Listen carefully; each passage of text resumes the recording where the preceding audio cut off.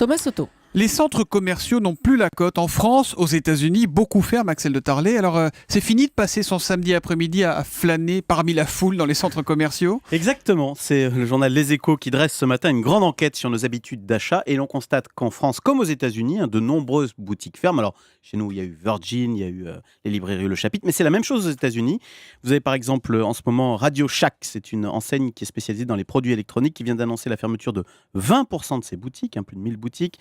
Staples, fourniture de bureaux, ferme 12% de ses magasins. Sony, toujours aux États-Unis, est en train de fermer 20 de ses 31 stores. Donc vous voyez, c'est un phénomène massif. Alors, évidemment, dans ce cas-là, on a un réflexe pavlovien. On se dit si les magasins ont dû refermer, c'est à cause d'Internet. C'est vrai ? Eh ben oui, bon réflexe. Internet a deux effets ravageurs. D'abord, avant d'acheter, maintenant, le consommateur fait son étude de marché. Donc, il sait précisément quel produit il veut et dans quel magasin. Donc, vous voyez, pour reprendre votre expression, on ne flâne plus.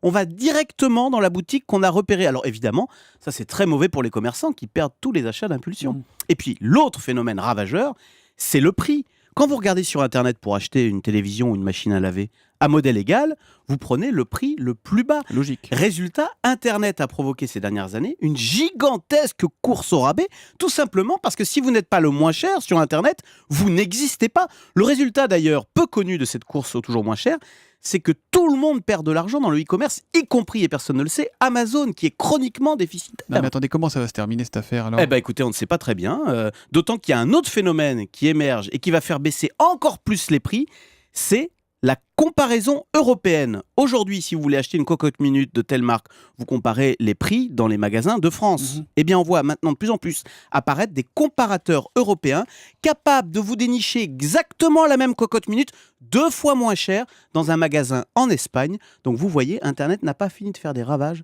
dans le monde de la distribution. Eh ben, c'est pas fini tout ça. Donc, des magasins qui ferment et Internet avec des sites qui sont pas forcément rentables. Qui perdent. On est encore dans la grande réorganisation. Le Zoom Echo tous les matins à 7h10 sur Europe 1 avec Axel de Tarlet. Merci Axel.